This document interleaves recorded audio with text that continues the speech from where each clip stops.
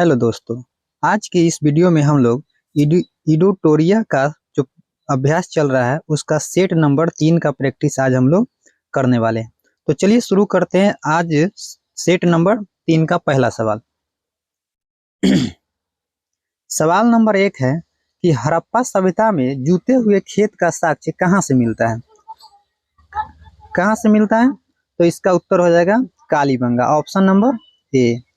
Next सवाल पे चलिए। अशोक द्वारा कलिंग का युद्ध किस वर्ष लड़ा गया था? अशोक द्वारा कलिंग का युद्ध किस वर्ष लड़ा गया था? तो ऑप्शन नंबर बी 261 ईसा पूर्व में हो जाएगा। सवाल नंबर 3, मौर्य काल में चारागाह के अध्यक्ष को क्या कहा जाता था? तो मौर्य काल में चारागाह के अध्यक्ष को क्या कहा जाता था? तो चारागाह के अध्यक्ष को विविताध्यक्ष कहा जाता था। क्या कहा जाता था? विविताध्यक्ष कहा जाता था। ऑप्शन नंबर सी हो जाएगा। नेक्स्ट सवाल, गुप्त काल में पूग किसे कहा जाता था? तो गुप्त काल में पूग जो है वह न्यायालय को कहा जाता था। किसको कहा जाता था? न्यायालय को। ऑप्शन नंबर बी हो जाएगा। नेक्स्ट सवाल,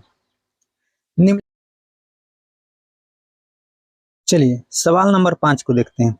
5 नंबर में कहता है कि निम्नलिखित में से कौन सी रचना हर्षवर्धन से संबंधित नहीं है? दिया कि कौन सी रचना हर्षवर्धन से संबंधित नहीं है।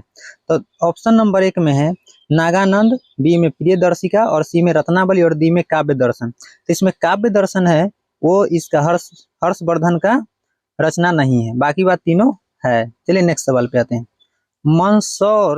मंदसौर अभिलेख का संबंध किस शासक से? तो मंदसौर अभिलेख का संबंध जो है वह यशो बर्मन से। किससे है? यशो बर्मन से है। ऑप्शन नंबर सी हो जाएगा। नेक्स्ट सवाल, मोहम्मद गौरी को भारत में पहली बार किसने पराजित किया था? मोहम्मद गौरी को पहली बार भारत में भीम द्वितीय ने पराजित किया था। कौन किया था? भीम द्वितीय ने पराजित किया था। नेक्स्ट सवाल, दिल्ली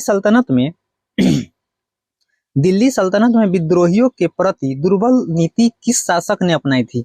दुर्बल नीति किस शासक ने अपनाई थी? तो Jalaluddin Firoz Khilji. Option number D हो जाएगा। नेक्स्ट सवाल 9 नंबर पे चलिए। दिल्ली सल्तनत के किस सुल्तान ने सैनिकों को नगद वेतन देने की प्रथा का आरंभ किया था? तो किसने नगद वेतन देने की प्रथा को आरंभ किया था? तो वह हो जाएगा option number C. Option number C Alauddin Khilji. Next सवाल, अद्वैतवाद मत को प्रतिपादित किसने किया था? अद्वैतवाद मत को प्रतिपादक कौन थे? तो कौन थे? ऑप्शन नंबर ए। कौन थे? शंकराचार्य थे। नेक्स्ट सवाल, निम्नलिखित में से किस मुगल बादशाह ने न्याय की प्रसिद्ध जंजीर लगवाई थी? तो न्याय की प्रसिद्ध जंजीर किस मुगल शासक ने लगवाया था? तो वह था जहांगीर। ऑप्शन नंबर ए हो जाएगा। सवाल नंबर 12 पे आइए। निम्नलिखित में से किसने दारा शिकोह को लघु अकबर कहा था? दारा शिकोह को किसने लघु अकबर कहा था? तो वह है लेनपुल। कौन है? लेनपुल। ऑप्शन नंबर सी हो जाएगा। नेक्स्ट सवाल, सवाल नंबर 13 पे, किस सिख गुरु ने सिखों को एक सैनिक संप्रदाय के रूप में परिवर्तित किया था? तो किसने परिवर्तित किया था? तो Guru Hargovind Singh. Option number C हो जाएगा। नेक्स्ट, विजयनगर के किस शासक के काल में अब्दुल रज्जाक ने विजयनगर की यात्रा की थी? तब विजयनगर की यात्रा किसने की थी? तब देवराय द्वितीय ने। देवराय द्वितीय। ऑप्शन नंबर डी हो जाएगा। 15, वांडीवास का युद्ध कब हुआ था? वांडीवास का युद्ध जो है वह 1760 में हुआ था। कब हुआ था? 1760 में हुआ। चलिए नेक्स्ट सवाल पे 16 नंबर पे आते हैं। अहमद शाह अब्दाली के भारत पर प्रथम आक्रमण के समय मुगल बादशाह कौन था? तो मोहम्मद शाह के समय में, जब मोहम्मद शाह अब्दाली के भारत पर आक्रमण के समय मुगल बादशाह कौन था? तो मुगल बादशाह मोहम्मद शाह था। कौन था? Mohammad Shah. Option number C. Next सवाल, प्लासी का युद्ध कब हुआ? प्लासी का युद्ध कब हुआ? 1757 में। Option number B. नेक्स्ट सवाल, फैजाबाद में 1857 के विद्रोह का नेतृत्व किसने किया था? फैजाबाद में 1857 के विद्रोह का नेतृत्व किसने किया था? तो किसने किया था? Option number option number B हो जाएगा अहमद उल्ला। किसने किया था? अहमद उल्ला ने किया था। चलिए नेक्स्ट सवाल। किस इतिहासकार ने बंगाल के 1765 ईस्वी से लेकर 1772 ईस्वी के मध्य कालखंड को डाकू राज्य की संज्ञा दी थी? तो किसने डाकू राज्य की संज्ञा दी थी? तो वह था, किसने दिया था? तो वह था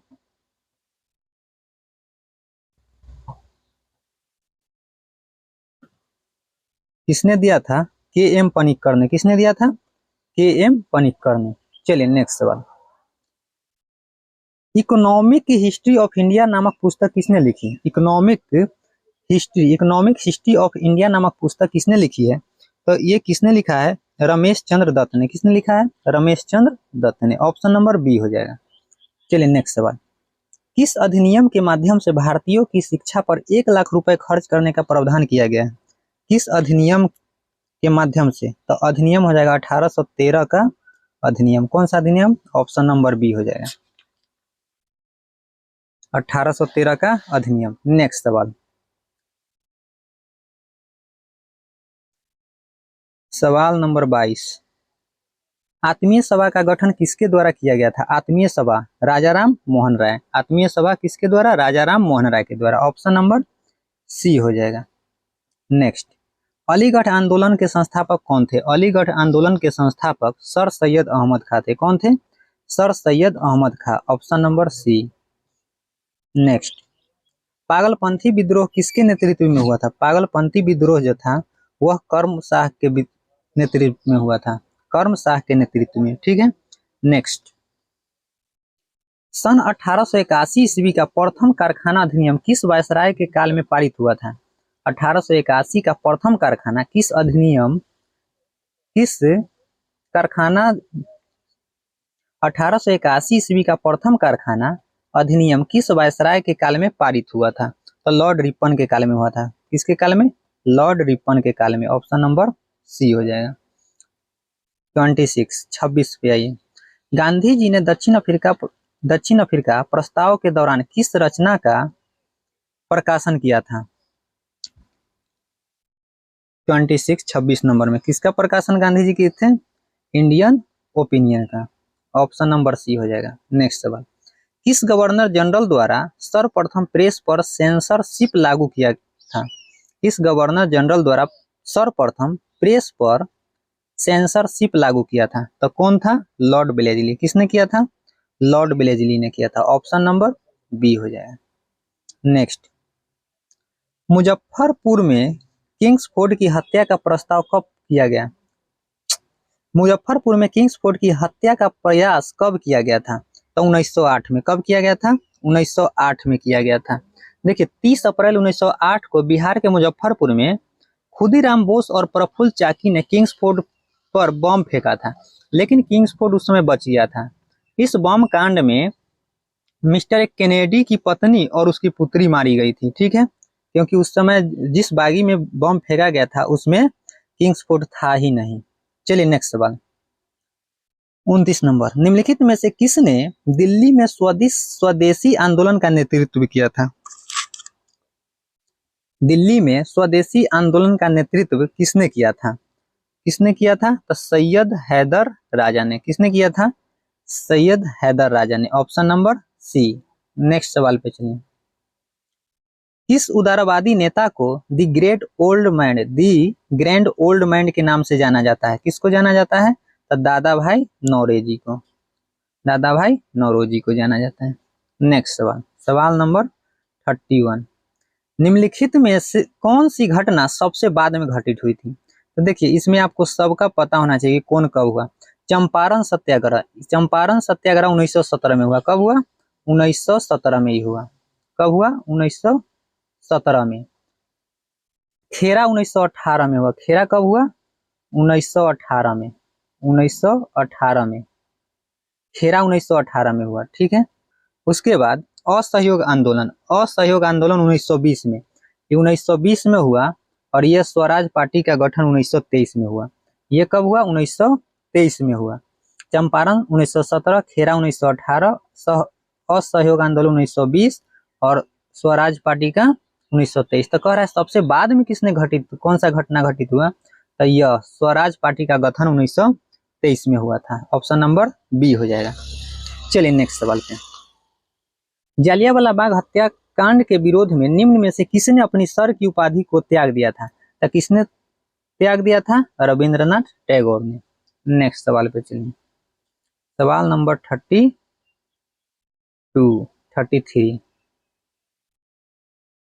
महात्मा गांधी द्वारा चलाया गया प्रथम जन आंदोलन कैसा था? यानी कौन था? महात्मा गांधी द्वारा चलाया गया प्रथम जन आंदोलन कौन था? चंपारण सत्याग्रह, असहयोग आंदोलन, अहमदाबाद मिल आंदोलन या नमक सत्याग्रह? तो कौन था? ऑप्शन नंबर हो जाएगा बी, असहयोग आंदोलन। ये जन आंदोलन था ना। इससे पहले 1917 में चंपारण में गांधी जी ने चंपारण सत्याग्रह किए थे, लेकिन वो जन आंदोलन नहीं था। ये जन आंदोलन सवाल पूछा, इसलिए असहयोग आंदोलन होगा। Option number B. नेक्स्ट सवाल। निम्नलिखित में से किसके सुझाव पर भारतीयों को साइमन कमीशन से बाहर रखा गया था? किसके सुझाव पर रखा गया था? तो यह ऑप्शन लॉर्ड इरविन हो जाएगा। ऑप्शन नंबर सी हो जाएगा, लॉर्ड इरविन के सुझाव पर। द्वितीय विश्व युद्ध कब शुरू हुआ था? द्वितीय विश्व युद्ध कब शुरू हुआ था? 1939 में। कब हुआ था? 1939 में। Option number B. नेक्स्ट सवाल। निम्नलिखित में कौन सा युग्म सही सुमेलित नहीं है? कौन सही सुमेलित नहीं है वो आपको बताना है। कौन सही सुमेलित नहीं है? चलिए, तो लॉर्ड रिपन इधर गवर्नर जनरल है या उधर संबंधित घटना है ना। चलिए ध्यान दीजिए, तो कौन सा संबंधित नहीं है? तो देखिए ध्यान दीजिए, नीचे से देखिए तो इधर दिया है चेम्सफोर्ड के शासन काल में ही द्वैध शासन चला था ना। चलिए ठीक है। डलहौजी हड़प नीति का सिद्धांत दिया, व्यापगत का सिद्धांत, और लॉर्ड लिथगो अगस्त प्रस्ताव इसके शासनकाल में। ठीक है, यानी ऑप्शन नंबर ए जो है वह सही नहीं है, क्योंकि लॉर्ड रिपन के काल में यह नहीं, लॉर्ड विलिंगटन के कार्यकाल के दौरान कम्युनल अवार्ड घोषित किया गया था। किसके शासनकाल में? लॉर्ड विलिंगटन के काल में, लॉर्ड रिपन के काल में नहीं था। तो ऑप्शन नंबर ए सही उत्तर हो जाएगा। चलिए नेक्स्ट सवाल पे चलते हैं। झंडा गीत निम्नलिखित में से किसके द्वारा लिखा गया था? तो झंडा गीत के लेखक श्यामलाल गुप्ता है। ऑप्शन नंबर बी हो जाएगा। नेक्स्ट सवाल 38। निम्नलिखित में से कौन सी कोविड-19 वैक्सीन डीएनए आधारित वैक्सीन है? तो कौन है? Jacob D. कौन सा है? जैकब डी है। Jacob D. ऑप्शन नंबर ए हो जाएगा, जैकब डी। 39 नंबर। कौन सा संगठन ऑपरेशन ग्रीन को कार्यान्वित करता है? कौन सा संगठन है जो ऑपरेशन ग्रीन को कार्यान्वित करता है? तो कौन सा ऑपरेशन है? वो हो जाएगा NAFED। ऑप्शन नंबर ए हो जाएगा। ठीक है। ऑपरेशन ग्रीन योजना खाद्य प्रसंस्करण उद्योग मंत्रालय की योजना है। इसमें इस योजना के अंतर्गत कौन कौन सा चीज आता है? तो टमाटर, प्याज, आलू, इसके अतिरिक्त और भी 22 प्रकार के कृषि उत्पादकों को शामिल किया गया है, जो कम समय में ही नष्ट हो जाता है ना जल्दी खराब हो जाता है, उस सबको शामिल किया गया। चलिए नेक्स्ट सवाल 40। आर्थिक सर्वेक्षण किसके द्वारा प्रकाशित होता है? आर्थिक सर्वेक्षण किसके द्वारा प्रकाशित होता है? तो ऑप्शन नंबर ए, वित्त मंत्रालय के द्वारा प्रकाशित होता है। नेक्स्ट सवाल 41। सर्व शिक्षा अभियान का उद्देश्य किस आयु के बच्चों में शिक्षा को प्रोत्साहित करना है? तो सर्व शिक्षा अभियान के तहत 6 से 14 वर्ष के आयु के बच्चों को शिक्षा को प्रोत्साहित करना है। Option number B. चलिए सवाल नंबर 42। वह उद्योग जो खनिजों का उपयोग करके कच्चे माल के तौर पर करते हैं क्या कहलाता है? वह कहलाता है खनिज आधारित उद्योग। क्या कहलाता है? खनिज आधारित उद्योग कहलाता है। नेक्स्ट सवाल। चलिए सवाल नंबर 43 में कहता है निम्नलिखित कंद फसलों में से किसे गरीब का मित्र कहा जाता है? तो किसे गरीब का मित्र कहा जाता है? तो आलू को कहा जाता है। किसको? आलू को। नेक्स्ट सवाल नंबर 44 कहता है भारतीय मौसम विज्ञान संस्था कहाँ स्थित है? तो भारतीय मौसम विज्ञान संस्था नई दिल्ली में स्थित है। कहाँ स्थित है? नई दिल्ली में स्थित है। देखिए कुछ और इसके अतिरिक्त कुछ और सवाल है, जैसे भारतीय मौसम विज्ञान संस्थान नई दिल्ली में है, प्लाज्मा अनुसंधान संस्था गांधीनगर में है, प्लाज्मा अनुसंधान संस्था गांधीनगर में है। उसी तरह centre for DNA fingerprinting and diagnostic ये कहाँ पे है, तो ये हैदराबाद में है। और केंद्रीय वन अनुसंधान संस्थान देहरादून में। ठीक है, चलिए नेक्स्ट सवाल पे चलते हैं। दक्षिण एशियाई क्षेत्रीय सहयोग संघ सार्क का स्थापना कब हुआ था? तो सार्क का स्थापना 1985 में हुआ था। कब हुआ था? 1985 में हुआ था। सार्क का फुल फॉर्म क्या होता है? तो सार्क का full form the south Asian association for regional cooperation होता है। ठीक है, सार्क का मुख्यालय कहाँ है? तो सार्क का मुख्यालय काठमांडू में है। सार्क में कितने देश शामिल है? तो सार्क में 8 देश शामिल है। चलिए आगे चलते हैं, भारत भी है इसमें शामिल। नेक्स्ट 46, निम्न में से कौन सा सही सुमेलित नहीं है? कौन सा सही सुमेलित नहीं है, आपको ये बताना है कौन सा सही सुमेलित नहीं है। ऑप्शन ए मैक-मोहन रेखा भारत एवं चीन के बीच है। भारत और चीन के बीच में मैक-मोहन रेखा है, बिल्कुल सही है। चलिए आगे, मैनर-हिम रेखा, मैनर-हिम रेखा जो है वह रूस और फिनलैंड के बीच है, ये भी ठीक है, दोनों ठीक है। सवाल नंबर नेक्स्ट, मैनर-हिम हो गया। हिंडनबर्ग रेखा, हिंडनबर्ग रेखा जर्मनी और पोलैंड के बीच है, ये भी बिल्कुल सही है।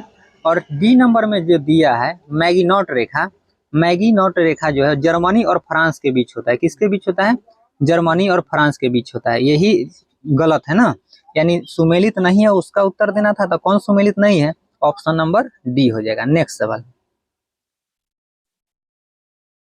डुरंड रेखा जो है, डुरंड रेखा पाकिस्तान एवं अफगानिस्तान के बीच है, पाकिस्तान अफगानिस्तान के बीच डुरंड रेखा।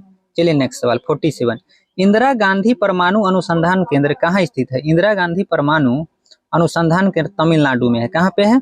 तमिलनाडु में है, ऑप्शन नंबर सी हो जाएगा। नेक्स्ट, अंडमान और निकोबार द्वीप समूह के कितने द्वीपों का नाम परमवीर चक्र विजेताओं के नाम पर रखा गया है? कितने द्वीपों का नाम बदला गया है? तो 21 द्वीपों का नाम बदला गया है, ऑप्शन नंबर बी हो जाएगा। नेक्स्ट, दुनिया की पहली तरल हाइड्रोजन संचालित नौका का नाम क्या है? दुनिया की पहली तरल हाइड्रोजन संचालित नौका का नाम MF हाइड्रा है। क्या है? MF हाइड्रा है, ऑप्शन नंबर ए हो जाएगा। नेक्स्ट सवाल, भारतीय अंतरिक्ष अनुसंधान संगठन इसरो ने अपने 12 वर्ष पुराने उपग्रह मेघा ट्रॉपिक्स को किस महासागर में गिराया है? तो मेघा ट्रॉपिक्स को गिराया है प्रशांत महासागर में, option number A. Next, Sitiveni Rabuka किस देश के नए प्रधानमंत्री बने हैं? तो सितविनी राबुका जो है वह किस देश के बने हैं? तो वह फिजी के बने हैं। किस देश के? फिजी के। 51 का सी। 52 में कहता है ऑस्ट्रेलिया ओपन 2023 के विजेता कौन है? ऑस्ट्रेलियन ओपन 2023 का विजेता जो है वो नोवाक जोकोविच, ऑप्शन नंबर सी। नेक्स्ट, हाल ही में किस भारतीय संस्थान ने कृत्रिम हृदय तैयार करने में सफलता हासिल की है? तो कौन सा भारतीय संस्थान है? तो वह है IIT Kanpur, option number D. चलिए नेक्स्ट सवाल पे चलते हैं। किस वर्ष तक भारत ऊर्जा स्वतंत्रता प्राप्त करने का लक्ष्य निर्धारित किया है? तो किस वर्ष तक भारत ऊर्जा स्वतंत्रता प्राप्त करने का लक्ष्य निर्धारित किया है? तो वह है 2047 तक, ऑप्शन नंबर सी। नेक्स्ट सवाल पे चलते हैं। चलिए सवाल नंबर 55 पे चलते हैं। 55 में कहता है कि मृदु उत्तक एक प्रकार का क्या है? मृदु उत्तक जो है, मृदु उत्तक वह सरल उत्तक है। कैसा उत्तक है? सरल उत्तक है, साधारण उत्तक है। चलिए ऑप्शन नंबर बी। नेक्स्ट सवाल पे चलते हैं 56 पे, निम्न कथनों पर विचार करें। निम्न कथनों पर विचार करें। कवक में क्लोरोफिल का अभाव होता है, कवक में क्लोरोफिल का अभाव होता है, ये बात क्या है? बिल्कुल सत्य है। ठीक है, मशरूम बायोफाइट के अंतर्गत है? नहीं, ये गलत है। और शैवाल संवहनीय पौधा है, ये भी गलत है। और थैलोफाइटा वर्ग के पौधों का शरीर जड़, तना तथा पत्तियों में विभेदित नहीं रहता, ये बिल्कुल सही है। तो कौन सही है? 1 और 4 सही है। तो 1 और 4 सही है, कौन सा ऑप्शन हो जाएगा? ऑप्शन नंबर बी हो जाएगा, ऑप्शन नंबर बी हो जाएगा, 1 और 4। दो सही है ना। नेक्स्ट सवाल, सवाल नंबर 57। कहता संक्रमित पेयजल से फैलने वाला रोग है, कौन सा रोग हो जाता है अगर दूषित जल पीने से? Hepatitis, option number D. Next सवाल, दुधारू पशुओं का रोग एंथ्रेक्स होता है, किस वजह से होता है? तो बैक्टीरिया से होता है। किससे होता है? बैक्टीरिया से होता है। चलिए सवाल नंबर 59 पे चलते हैं। 59, रसांकुर पाया जाता है, रसांकुर किसमें पाया जाता है? तो रसांकुर किसमें पाया जाता है? तो छोटी आंत में पाया जाता है। किसमें? छोटी आंत में, ऑप्शन नंबर सी। छोटी आंत जो होता है, कहने के लिए छोटी आंत, लेकिन आहार नाल का सबसे लंबा भाग छोटी आंत है। ठीक है, छोटी आंत के इलियम में रसांकुर पाया जाता है। चलिए नेक्स्ट सवाल, 60, अवायवीय श्वसन कोशिका के किस भाग में होता है? अवायवीय श्वसन कोशिका के किस भाग में होता है? तो कोशिका द्रव्य में होता है। किस में होता है? कोशिका द्रव्य में होता है, ऑप्शन नंबर बी। नेक्स्ट सवाल, जब फाइब्रिनोजिन प्लाज्मा से अलग हो जाता है तो फाइब्रिनोजिन रहित प्लाज्मा को कहा जाता है, क्या कहा जाता है? तो उसको सीरम कहा जाता है। क्या कहा जाता है? सीरम कहा जाता है, ऑप्शन नंबर सी। सीरम जो होता है हल्के पीले रंग का चिपचिपा द्रव्य होता है। ठीक है, आगे चलते हैं। एस्ट्रोजन स्रावित होता है, एस्ट्रोजन स्रावित होता है। एस्ट्रोजन जो है स्रावित होता है कहाँ से? तो अंडाशय द्वारा। कहाँ होता है? अंडाशय द्वारा, अंडाशय द्वारा, ऑप्शन नंबर बी हो जाएगा। ठीक है, आगे चलते हैं। देखिए अंडाशय से एस्ट्रोजन और प्रोजेस्टेरोन हार्मोन स्रावित होता है, इसे मादा हार्मोन भी कहा जाता है। ठीक है, आगे चलते हैं। 53 में नर युग्मक तथा मादा युग्मक के संयोग से बनता है, क्या बनता है? तो जाइगोट बनता है। क्या बनता है? जाइगोट बनता है, ऑप्शन नंबर सी। नेक्स्ट, मूल भौतिक राशियों की संख्या कितनी है? तो मूल भौतिक राशियों की संख्या 7 होती है। कितनी होती है? 7 होती है। चलिए आगे चलते हैं। 65 नंबर पे कहता है निम्न में से कौन से कथन असत्य है? कौन असत्य है? कहता है दूरी में केवल परिमाण होता है, दूरी में केवल परिमाण होता है। दूसरा, विस्थापन अदिश राशि है। और तीसरा, विस्थापन की दर को त्वरण कहते हैं। उपयुक्त में से सभी। देखिए कौन असत्य है? तो इसमें से सब असत्य है। दूरी में केवल परिमाण होता है, गलत बात है। विस्थापन अदिश राशि, विस्थापन सदिश राशि होता है। और विस्थापन की दर को त्वरण कहते हैं, ये भी गलत है। तो कौन सा ऑप्शन हो जाएगा? ऑप्शन नंबर डी हो जाएगा। चलिए आगे, विस्थापन की दर को त्वरण नहीं वेग कहते हैं, सब गलती है। नेक्स्ट 66 नंबर,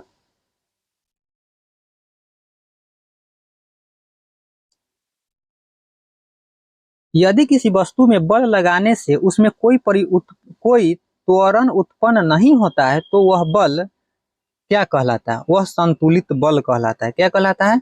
संतुलित बल, ऑप्शन नंबर ए। नेक्स्ट, यदि कोई वस्तु किसी द्रव में डूब जाती है तो निम्न में से कौन सा कथन सत्य होगा? कौन सा कथन सत्य होगा, ये आपको बताना है। तो देखिए 67 का ऑप्शन नंबर सी, वस्तु का भार उत्प्लावक बल से अधिक होगा तभी तो वस्तु डूब जाएगा नीचे। चलिए नेक्स्ट सवाल पे चलते हैं।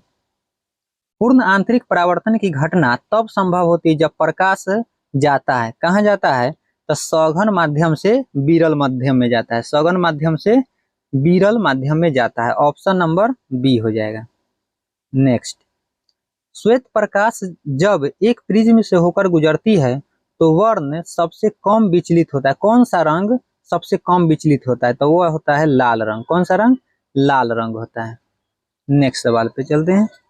सवाल नंबर 70, चालक की लंबाई बढ़ाने पर प्रतिरोध में क्या प्रभाव पड़ता है? तो लंबाई बढ़ाइएगा तो प्रतिरोध बढ़ेगा, ऑप्शन नंबर ए हो जाएगा। नेक्स्ट, बॉयल्स तथा चार्ल्स के नियम को सम्मिलित रूप से क्या कहते हैं? बॉयल्स तथा चार्ल्स के नियम को सम्मिलित रूप से गैस समीकरण कहते हैं। क्या कहते हैं? तो गैस समीकरण कहते हैं, ऑप्शन नंबर बी। नेक्स्ट, समुद्र के जल से नमक को किस विधि द्वारा निकाला जाता है? तो समुद्र के जल से नमक को वाष्पीकरण द्वारा निकाला जाता है, ऑप्शन नंबर ए हो जाएगा। नेक्स्ट सवाल, एक्वारेजिया में हाइड्रोक्लोरिक अम्ल तथा नाइट्रिक अम्ल का अनुपात कितना होता है? तो एक्वारेजिया में अनुपात जो होता है वह 1:3 होता है। कितना होता है? 1:3 होता है। ऑप्शन नंबर ए हो जाएगा। नेक्स्ट सवाल पे चलिए। सवाल नंबर 74 में कहता है कि विद्युत का सुचालक अधातु है। विद्युत का सुचालक अधातु है तो कौन सा है भाई? इसमें बताइए। सोना, चांदी, एल्युमिनियम और ग्रेफाइट। तो ऑप्शन नंबर डी हो जाएगा, ग्रेफाइट। नेक्स्ट, एक द्रव अधातु है, द्रव भी है और अधातु है, तो ऐसा कौन सा है? ब्रोमीन। कौन है? ब्रोमीन। नेक्स्ट सवाल, पिच ब्लेंड निम्न में से किस धातु का अयस्क है? पिच ब्लेंड जो होता है वह यूरेनियम का अयस्क है। किसका अयस्क है? यूरेनियम का अयस्क है। नेक्स्ट सवाल, रेडियो सक्रियता की खोज किसने किया था? तो रेडियो सक्रियता की खोज किसने किया था? रेडियो सक्रियता की खोज हेनरी बेक्केरेल ने किया था। बेक्केरेल ने, हेनरी बेक्केरेल ने किया था। नेक्स्ट सवाल 78 पे आते हैं। चलिए, भारतीय संविधान में संसद के दोनों सदनों की संयुक्त बैठक का प्रावधान किस देश के संविधान से ग्रहित मतलब लिया गया है? तो किस संविधान से लिया गया है? तो ऑस्ट्रेलिया के संविधान से लिया गया। ऑप्शन नंबर ए हो जाएगा। अगले सवाल पे चलिए।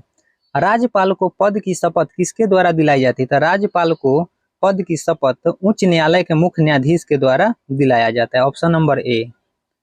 भारतीय संविधान के किस संशोधन अधिनियम द्वारा पंचायती राज व्यवस्था को संवैधानिक दर्जा दिया गया था? तो कौन सा संविधान संशोधन के द्वारा दिया गया था? तो 73वां संविधान संशोधन के द्वारा दिया गया था। 73वां, ऑप्शन नंबर सी। 73वें संविधान संशोधन में भाग 9 जोड़कर पंचायती राज व्यवस्था को संवैधानिक दर्जा दिया गया, और जबकि 74वें संविधान संशोधन के द्वारा भाग 9A जोड़ करके नगर पालिका को संवैधानिक दर्जा प्रदान किया गया। ठीक है, चलिए नेक्स्ट सवाल पे चलते हैं। 81 पे, संघ लोक सेवा आयोग यूपीएससी, संघ लोक सेवा आयोग की रिपोर्ट किसको प्रस्तुत करनी होती है? तो किसको प्रस्तुत करता है भाई? वो लोग किसको करता है? राष्ट्रपति को करता है। ऑप्शन नंबर ए हो जाएगा। नेक्स्ट, निम्नलिखित किस अधिनियम द्वारा भारत में प्रांतों को स्वायत्तता प्रदान की गई थी? निम्नलिखित में से किस अधिनियम को भारत में प्रांतों का स्वायत्तता प्रदान की गई थी? तो किस अधिनियम को? तो भारत सरकार अधिनियम 1935 को। ऑप्शन नंबर सी हो जाएगा। नेक्स्ट, डैश का मतलब है कि सर्वोच्च न्यायालय मामले और उनमें शामिल कानूनी मुद्दों पर पुनर्विचार करेगी। किस पर करेगी? तो वह करेगा अपीलीय क्षेत्राधिकार पे। अपीलीय क्षेत्राधिकार पे। ठीक है, ऑप्शन नंबर सी हो जाएगा। नेक्स्ट, भारतीय संविधान का अंतिम व्यवस्थापक है। कौन है अंतिम व्यवस्थापक? तो वह होता है सर्वोच्च न्यायालय। कौन होता है? सर्वोच्च न्यायालय। संविधान के अनुच्छेद 132, 133 एवं 228 में संविधान की व्यवस्था करने का अंतिम अधिकार सर्वोच्च न्यायालय को दिया गया है। ठीक है, चलिए सवाल नंबर 85 पे, समाजवादी अर्थव्यवस्था में उत्पादन के सभी कारक किसके स्वामित्व और नियंत्रण में रहते हैं? तो किसके नियंत्रण में रहते हैं? तो इसका ऑप्शन नंबर सी हो जाएगा, राज्य के नियंत्रण में रहते हैं।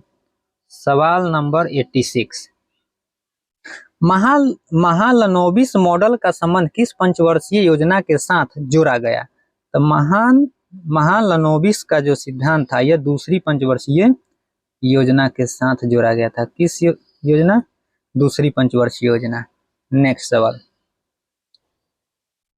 सवाल नंबर 87, जनगणना 2011 के अनुसार भारत में सर्वाधिक ग्रामीण जनसंख्या किस राज्य में है? तो किस राज्य में है 2011 के जनगणना के अनुसार? बिहार, उत्तर प्रदेश, मध्य प्रदेश, इनमें से कोई नहीं। तो ऑप्शन नंबर डी हो जाएगा, इनमें से कोई नहीं, क्योंकि जनगणना 2011 के अनुसार भारत में सर्वाधिक ग्रामीण जनसंख्या जो है वह हिमाचल प्रदेश में है। कितना प्रतिशत है? 90%। नेक्स्ट सवाल,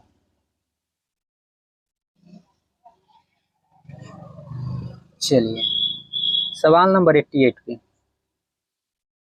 बिहार बजट 2023-24 के अनुसार बिहार का विकास दर कितना रहने का अनुमान है? तो बिहार का विकास दर जो है 15.24% रहने का अनुमान है। Option number B. नेक्स्ट, प्रति हेक्टेयर उत्पादन की दृष्टि से सबसे अधिक चावल का उत्पादन किस राज्य में होता है? तो प्रति हेक्टेयर के हिसाब से अगर देखा जाए तो वह पंजाब में होता है। कहाँ होता है? पंजाब में। अगर प्रति हेक्टेयर नहीं लगाता तो फिर आंसर कुछ और होता, पश्चिम बंगाल हो जाता। चलिए नेक्स्ट सवाल 90 पे आते हैं। सूची 1 को सूची 2 से मिलान करना है। सूची 1 में जिम कार्बेट इधर है, उधर स्थान है दिया हुआ। तो देखिए तो जिम कार्बेट नेशनल पार्क किस राज्य में है? इधर राज्य है, इधर नेशनल पार्क है। तो जिम कार्बेट उत्तराखंड में है, तो उत्तराखंड में है, तो 1 का उत्तर हो जाएगा 3 नंबर में मिलेगा। और बांधवगढ़ जो है वह मध्य प्रदेश में है, तो बांधवगढ़ मध्य प्रदेश में है। और रणथंभौर राजस्थान में है, तो दम्फा बच गया सो मिजोरम में हो जाएगा। तो उत्तर हो जाएगा 1 3 4 2 1, 3 4 2 1, ऑप्शन नंबर सी। कौन सा? ऑप्शन नंबर सी हो जाएगा। चलिए ऑप्शन नंबर सी हो जाएगा, 3 4 2 1। 91, भारत में सर्वाधिक वर्षा निम्न में से किस क्षेत्रों में होती है?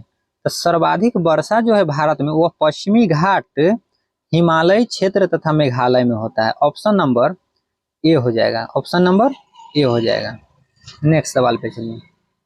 रिंग ऑफ फायर से अभिप्राय है, क्या अभिप्राय है? तो रिंग ऑफ फायर जो है वह प्रशांत महासागर में भूकंप एवं ज्वालामुखी से प्रभावित क्षेत्र है। ऑप्शन नंबर सी होगा। नेक्स्ट, भूकंप रेखा कितने देशों से भूमध्य रेखा कितने देशों से होकर गुजरती है? तो भूमध्य रेखा जो है वह 13 देशों से होकर गुजरती है। नेक्स्ट, निम्नलिखित जलधाराओं में से कौन सी ठंडी जलधारा है? तो कौन सी ठंडी जलधारा है? फॉकलैंड जलधारा, लिब्राडोर जलधारा, बेंगुएला जलधारा। यानी ये सब जो जलधारा दिया हुआ है ये सब के सब ठंडी जलधारा है, तो ऑप्शन नंबर डी हो जाएगा, इनमें से सभी। 94 हो गया। नेक्स्ट सवाल 95 पे आइए। निम्न में से कौन सा देश कैस्पियन सागर से सीमा नहीं बनाता है? कैस्पियन सागर से जो सीमा नहीं बनाता वह है इराक। इराक कैस्पियन सागर से सीमा नहीं बनाता है। नेक्स्ट सवाल, निम्न में से किस जिला की सीमा रेखा की लंबाई पश्चिम बंगाल से सबसे कम स्पर्श करता है? देखिए पश्चिम बंगाल से तीन जिला का सीमा स्पर्श करता है, किशनगंज का भी करता है, कटिहार का भी करता है और पूर्णिया का भी करता है, लेकिन इन तीनों में सबसे कम पूर्णिया का करता है, थोड़ा सा हिस्सा स्पर्श करता है, तो ऑप्शन नंबर सी हो जाएगा। नेक्स्ट सवाल 97, निम्नलिखित में से किस राज्य में सर्वाधिक पाइराइट्स पाए जाते हैं? तो सर्वाधिक पाइराइट्स जो है वह बिहार में पाए जाते हैं। कहाँ पाए जाते हैं? बिहार में पाए जाते हैं। 97 नंबर। अब चलते हैं 98 पे। 2011 की जनगणना के अनुसार बिहार में सर्वाधिक लिंगानुपात किस जिले का है? तो 2011 की जनगणना के अनुसार जो है वो बिहार में सर्वाधिक लिंगानुपात है वह गोपालगंज की है। नेक्स्ट 99 पे, भारत का सबसे लंबा राष्ट्रीय जलमार्ग जो है वो राष्ट्रीय जलमार्ग 1 है। कौन सा है? राष्ट्रीय जलमार्ग 1 है। राष्ट्रीय जलमार्ग 1 जो है इसको इलाहाबाद हल्दिया जलमार्ग के नाम से भी जाना जाता है। भारत का सबसे लंबा यही है। कितना किलोमीटर? तो 1620 किलोमीटर लंबाई है इसकी। चलिए नेक्स्ट चलते हैं। और 100 नंबर, क्वेश्चन नंबर 100, शून्य रेखा कहलाती है। शून्य रेखा क्या कहलाती है? किसको कहते हैं शून्य रेखा? तो शून्य रेखा जो है वह त्रिपुरा और बांग्लादेश के बीच की रेखा को शून्य रेखा कहते हैं। त्रिपुरा और बांग्लादेश के बीच की रेखा को शून्य रेखा कहते हैं, तो ऑप्शन नंबर डी हो जाएगा। साथियों हो गया 100 क्वेश्चन पूरा। अब 101 से 120 तक के मैथ और रीजनिंग के सवाल है, ठीक है। तो हो गए आज के जीएस का 100 क्वेश्चन पूरा। साथियों अगर आपको वीडियो अच्छा लग रहा है तो चैनल को सब्सक्राइब कीजिए, लाइक कीजिए। धन्यवाद।